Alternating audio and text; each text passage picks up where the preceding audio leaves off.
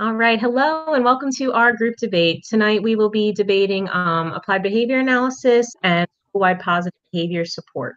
So school-wide positive behavior supports, it's sometimes considered to be an application of applied behavior analysis.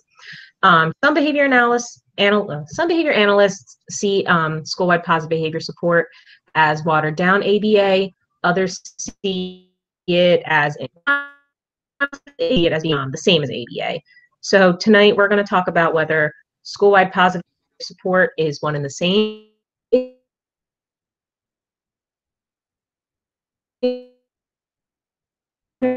analysis. I'm going to pass it over to Faith, applied behavior analysis. Hi, everyone. So school-wide positive behavior supports is an approach to preventing undesirable problem behavior and promoting positive behavior. Solomon Klein, Hintz, Cressy, and Peller said it emerged as an alternative to more exclusionary and punitive forms of school-wide discipline.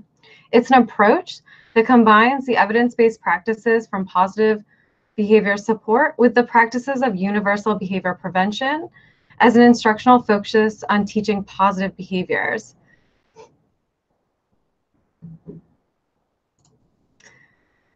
This is a three-tiered intervention. There's the universal level of intervention, the targeted level of intervention, and an intensive level of intervention. Principles of applied behavior analysis were used for the foundation for developing PBS, which focuses on positive reinforcement to support the student's performance of socially desirable target behaviors. School-wide positive behavior support is an approach designed to improve the adoption, accurate implementation, and sustained use of evidence-based practices related to behavior and classroom management and school discipline systems. School-wide positive behavior supports has 5 core components that serve as its foundation. There's behavioral theory and applied behavior analysis, the use of positive reinforcement, and functional behavior assessment. There's the focus on prevention. An instructional focus permeates the intervention of behavioral teaching practices. It draws from evidence-based behavioral practices to increase the likelihood of interventions being effective and generalizable. It's a systems approach to defining feature. So key features of school-wide positive behavior supports is that it rules for students' behavior are made explicit, simple, and consistent. The expectations are explicitly defined in target behaviors of each environment of the school. Expectations and target behaviors are taught to students in classroom settings and other targeted environments of the school. It provides acknowledgement for successfully meeting behavioral expectations, and teachers respond to problem behaviors with correction and teaching instead of punitive measures. It's a 3-tiered model for service delivery. There's the use of data collection to inform decisions about how to meet needs of students along the 3-tiered model. All right, Faith. Thanks for that. Next, I'm going to pay who's going to talk to behavior support, one and the same with applied behavior analysis. Hi, I'm going to be talking about how school-wide positive behavior support is one and the same with applied behavior analysis. School-wide positive behavior support is an application of applied behavior analysis. They use the concepts of applied behavior analysis and use it at their school. They also use positive reinforcements rather than consequence strategies. For example, since positive behavior support is focused on the entire class, they can say, at the end of the day, if everybody is in their best behavior, they can get a gift out of the gift bag. Teachers also have to make sure that they use consequence strategies as a last resort if positive reinforcement does not work. Positive behavior support also sees a problem behavior and they try to replace them, like applied behavior analysis. If a student is throwing a tantrum by falling on the floor and screaming, positive behavior support will find a replacement behavior for it. School-wide positive behavior support follows the 7th dimension of applied behavior analytic research and practice as described by Baer, Wolf, and Risley. So the first dimension, applied, school-wide positive behavior support is implemented at the level of the school, the entire school district, or even the entire state. Behavioral dimension, in school-wide positive behavior support, the effects of PBS is in the number of discipline referrals. Analytic dimension, reduction in the number of discipline referrals at the school level have shown to be the results of PBS and not some other variable. Conceptual dimension, school-wide positive behavior support stresses database assessment and decision-making interventions that are designed for a specific school rather than an individual, and interventions components that are taken directly from research in the field of behavior analysis. Technological dimension, for school-wide positive behavior support, technological precision relates to the degree to which implementers work to ensure that PBS is implemented with fidelity. Affective dimension, school-wide positive behavior support is an application of theory and practice of applied behavior analysis at the systems level and is being applied in a way that is stable and maintained over time. The empirical evidence for its effectiveness is growing. And the last dimension, generality, school-wide positive behavior support has been implemented in a number of schools, including elementary, middle schools, and high schools, magnet schools, and non-public schools, schools in rural and urban settings. School-wide positive behavior support is lasting in these schools over many years as an effective intervention. All right, thanks, AG. That was great. I'm going to pass it back over to Faith, who's going to provide evidence for school-wide positive behavior support and ABA being connected. So one of the major reasons that it's loosely connected is that positive behavior supports is an approach to intervention derived from social, behavioral, and biomedical science that is applied at the individual or systems level to achieve reduction in problem behavior and improved quality of life. PBS integrates the following critical features. It's a comprehensive lifestyle change, a lifespan perspective, ecological validity, stakeholder perspective, social validity, systems change, multi-component intervention guided by functional assessment, emphasis on prevention, environmental redesign, and instruction, flexibility in scientific practices, and multiple theoretical perspectives.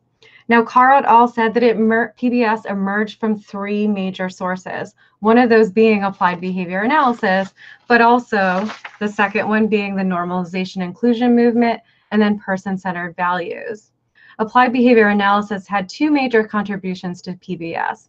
It provided one element of a conceptual framework relevant to behavior change, and it provided several assessment and intervention strategies. PBS owes ABA for the concept of the three-term contingency of setting event and establishing operations, of stimulus control, generalization, and maintenance. At the intensive level of intervention, school-wide positive behavior supports uses functional analysis, an assessment strategy that originated in ABA. It is an experimental method for determining the purpose of a variety of socially significant behaviors. Thus, it facilitates intervention planning designed to change behavior in a desirable direction. School-wide positive behavior supports emphasizes ongoing, direct measurement of behavior. This is one of the enduring contributions of ABA. ABA helped develop educational methods such as shaping, fading, chaining, prompting, and reinforcement contingencies, as well as a wide variety of procedures for reducing problem behaviors that are used in school-wide positive behavior supports. Okay, Faith, that was great. I'm going to pass it back over to Yeji, and she's going to provide evidence for school-wide positive behavior supports and ABA being one and the same.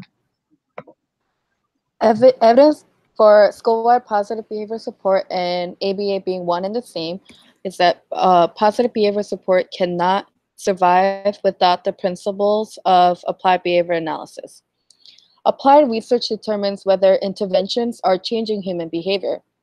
So after implementing an intervention, ABA and PBS need to see if the problem behavior is decreasing or increasing to determine if the interventions are effective.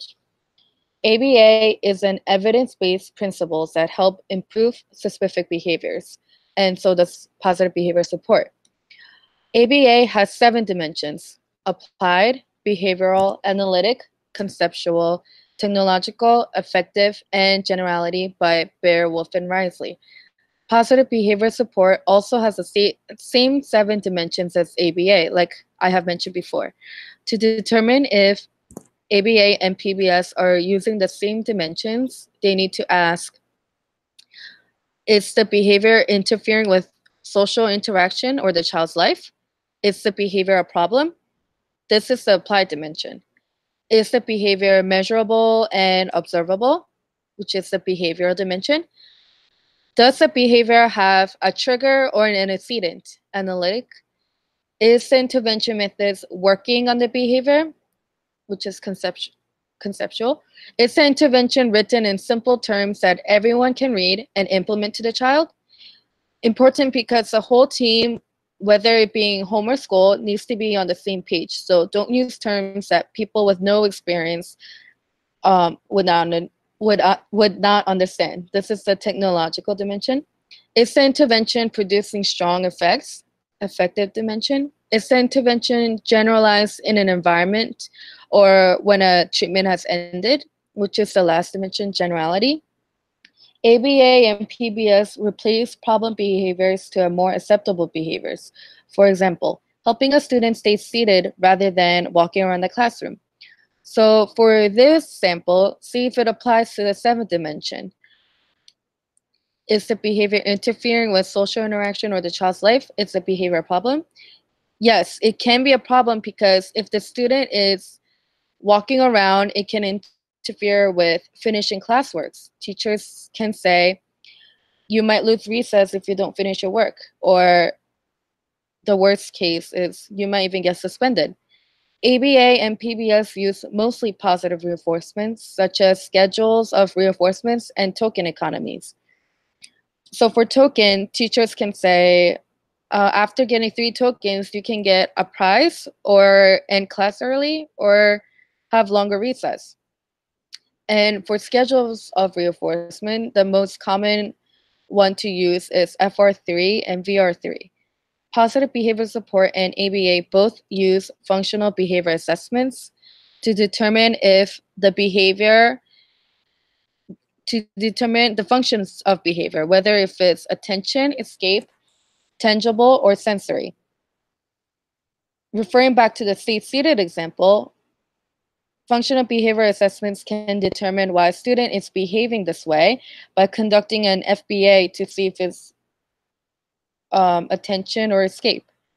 Positive behavior support is the theory and practice of applied behavior analysis to systems level analysis and change. Positive behavior support mere Wolfram to increase behavior analysis. Without ABA, PBS would not exist. Okay, AG, thanks for that. That was really informative. Now I'm going to pass it over to Jasmine, who's going to give the argument against school-wide positive behavior support and ABA being one and the same. All right. In a way, school-wide positive behavior support and ABA are related in some ways that they share the same characteristics, like increasing positive behavior while decreasing problem and maladaptive behavior. They improve the lifestyles and make a socially significant change. But here lies the problem is that Schoolwide wants ABA to change their approach to problem behavior. Schoolwide positive behavior supports wants to improve the lifestyles of the individuals while instilling values to generalize. However, in ABA, they focus on reducing the maladaptive behavior by replacing it with one that's socially acceptable. And the goal is to generalize once the target is learned. In an article I was reading called Schoolwide PBIS, an example of applied behavior analysis implemented at a scale of social importance, written by Hunter and Suga, that it addresses their problem in tiers. The tiers are summarized in this point of the argument because it is also being brought up again. With tier 1, it says it's blocking all initial contact that brings on the problem behavior. Well, the issue arises here is that without an antecedent, there's no behavior, and a consequence does not follow. So we need an antecedent to find out our functional behavior, whether it's tangible, attention, escape, or sensory. To implement an intervention or replace the target. The second tier goes on to explain providing the support to those in need. And the same goes for ABA when it's compared to the levels of behaviors. But someone who is scripting have the same amount of attention that someone that is considered high level behavior, such as aggression. An alternate behavior is in place to reduce the maladaptive behavior for both. The third tier talks about providing a plan or implementing a plan or supporting a plan. This goes back to what I was saying with collecting the ABC data, antecedent behavior and consequence.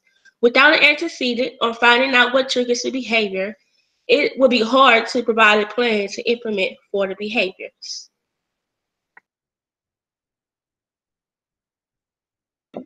All right, thanks, Jasmine. All right, now I'm going to pass it to Julie, who's going to give the argument against school-wide positive behavior supports and ABA being loosely connected.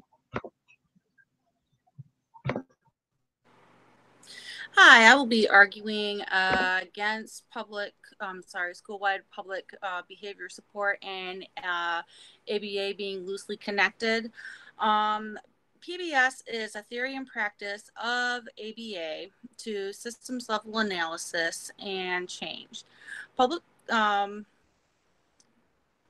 Positive behavior support emerge in three major sources. First being applied behavioral analysis, the second, the normalization inclusion movement, and thirdly, the person-centered values.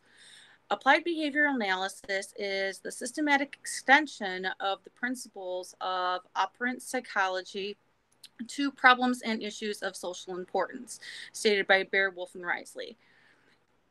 If it wasn't for the research from over the last 35 years in applied behavioral analysis, positive behavior school support could not have come into existence. Applied behavioral analysis has made two major contributions to PBS. First, it provided one element of conceptual framework relevant to behavior change. Secondly, and the equally important, it has provided a number of assessments and intervention strategies. With respect to concepts, PBS is indebted to applied behavioral analysis for the notion of the three-tiered contingency, stimulus, response, reinforcement, consequence. The concept of setting, event, and establishing operations, and the notions of stimulus control, generalization, and maintenance. Behavioral theory and applied behavioral analysis are the first and earliest influences on school-wide positive behavior support. The use of positive reinforcement and functional behavior assessment are the strongest underlying influences of school-wide positive behavior support in practice. PBS meets all of Bear's 7 dimensions to increase application of behavioral analysis. In 1968 and again in 1987, Bear, Wolf, and Risley identified 7 features of applied behavioral analytical research and practice. Behavioral analysis is applied behavioral analytical, conceptual, technological, effective, and displays generality. The components of positive behavioral support the contents of those features and demonstrate that school-wide positive behavior support is an application of behavioral analysis. Therefore, we would not have school-wide positive behavioral support without ABA. It is where the fundamental roots are based, and school-wide positive behavior would not exist. Okay, Julie. Oh, sorry. Thanks. I'm going to pass it back to Jasmine now, who's going to give counter arguments and closing for supports and ABA being loosely connected. Reflecting back on the 3 tiers mentioned for school-wide positive behavior and with the previous article that I had mentioned before, With Tier 1 at the prevention stage, it says at the start of the school year, it begins by teaching or reviewing school-wide behavior expectations before students have the opportunity to make behavior mistakes. Well, what happens when a problem behavior occurs? What plans are being in place to handle, to adapt, or to generalize or implement these target replacement? And these are some questions that raises some concerns when we're only at tier 1 level.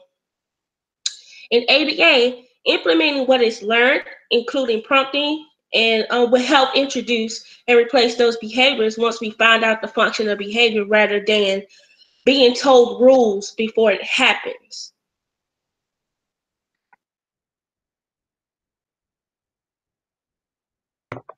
Okay, Jasmine, now I'm going to pass it back to Julie, who's going to give counter arguments and closing statements for school-wide positive behavior support and ABA being one and the same.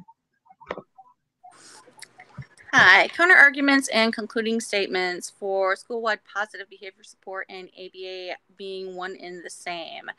It is understandable that some may see school-wide positive behavior support and ABA being loosely connected, since the setting that school-wide public positive behavior support is used primarily in a school setting, whereas behavioral analysis is generally conducted on a one-on-one setting, either in a clinical setting, therapy center, or even in home.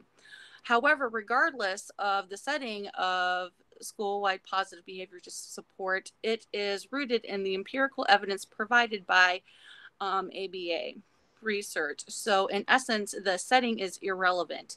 In addition to the fact that there is still a need for data to be collected, such as the amount of office referrals written, and the fact that there is still an evaluation period that needs to be conducted is also a primary component of ABA.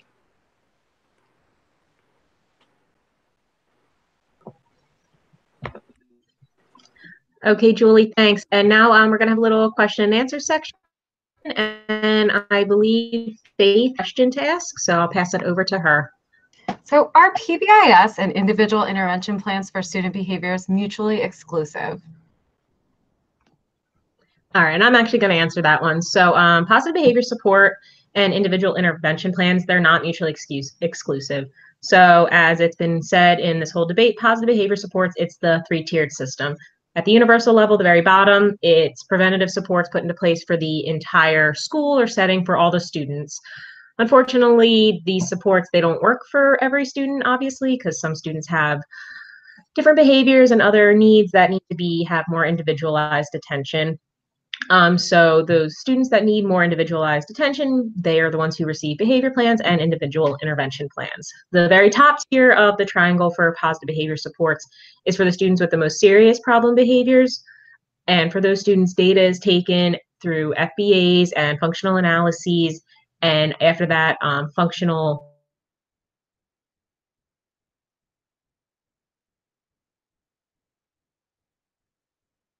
individual plans are created for this.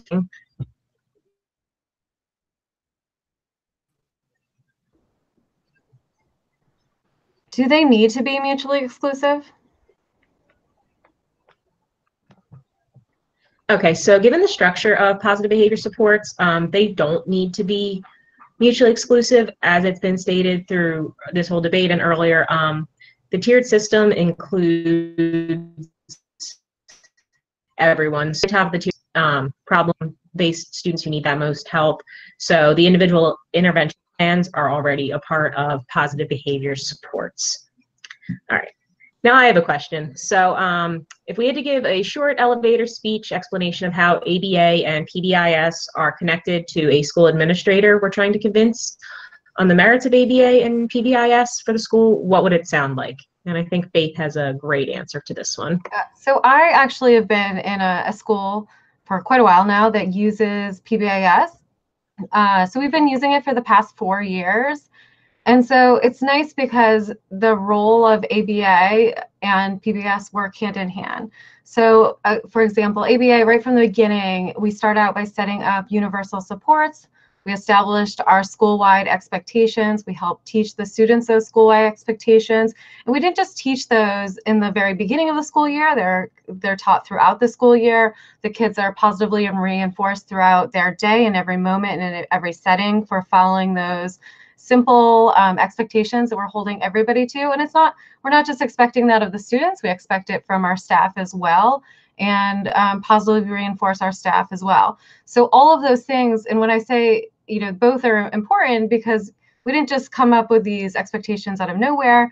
It was a multidisciplinary team that sat down and talked about and came up with what are those expectations for our school. And part of that multidisciplinary team are behavior analysts. So things were always based in applied behavior analysis. We didn't just use one discipline over another. It was a group effort. And so, throughout that whole system, you're applying those expectations we came up with. Now, data is collected throughout the whole thing. So whether, our goal was resource referrals, and suspensions, and we tracked that from the very beginning. We wanted those numbers obviously to come down, and we wanted our kids to be spending more time in class and not out of school or in a separate location. So that information was tracked, every year throughout every quarter. And we were evaluated at the end of every school year. So did we meet those expectations? Did our numbers come down for the whole school? And then, so that's just kind of at that universal level. Now, obviously, those universal expectations and the reinforcement at the universal level wasn't going to work for everybody in our school. So you had the second tier where some kids needed a little bit more. And in that place, it allowed for us to reinforce not only individual behavior, but we did classroom-wide reinforcers. We also, the whole entire school was reinforced if they hit a certain level of stuff. So we added in a little more stuff. But also throughout that, obviously the same expectations are what we're asking for. That's still not going to be enough for everybody. So at the last tier, the highest tier in place, that's when you really get your behavior analysis involved. If a student's having problems and they're conducting functional behavior assessments. And that's, where they're getting data from all the staff that work with them. We're defining behaviors, we're coming up with behavior intervention plans based on that data. So those students are getting more intensive supports. And again, the whole goal is to get everybody back in the classrooms and teaching everybody.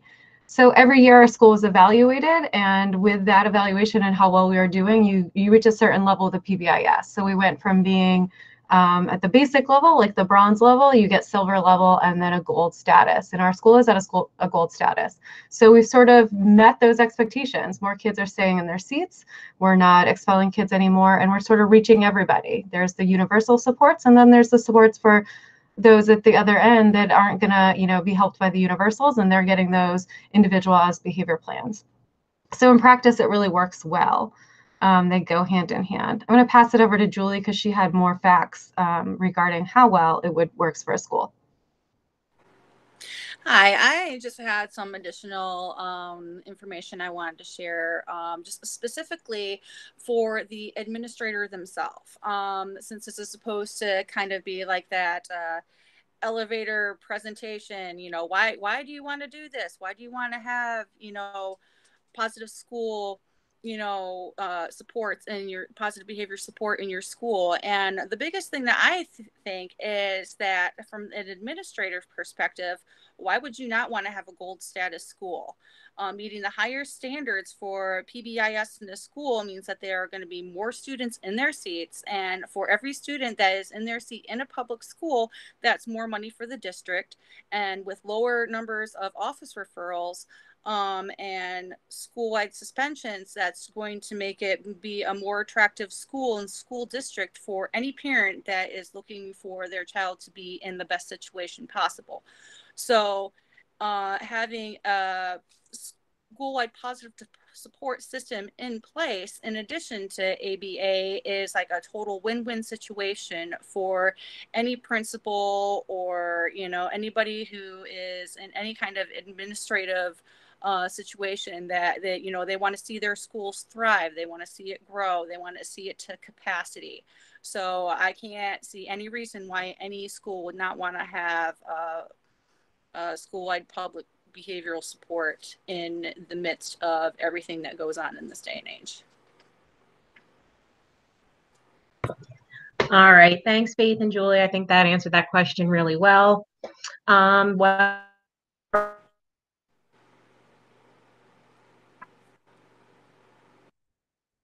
our debate on positive, and we're seeing all of your opinions, comments, or questions you may have. And we're going to show our references and have a great night.